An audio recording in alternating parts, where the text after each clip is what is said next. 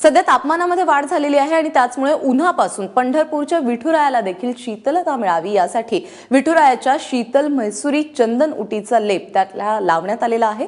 पाहूयात।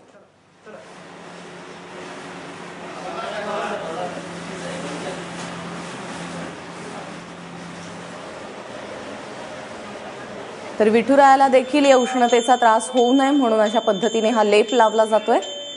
आढावा घेतलाय आमच्या प्रतिनिधींनी।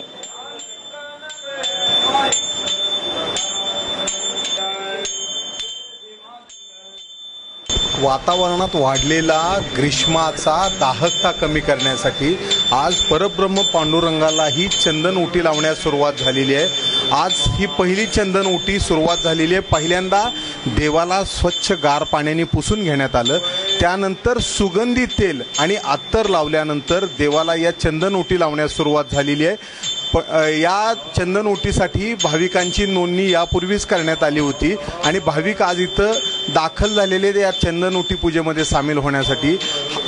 वातावरणातला दाहकता या चंदनामुळे कमी होऊन देवाला शीतलता वाटावी यासाठी गेल्या शेकडो वर्षापासून ही चंदन उटीची परंपरा पाळली जाते। विठ्ठल मंदिरातून कॅमेरामन सचिन झाडेसह सुनील दिवाण, एबीपी माझा।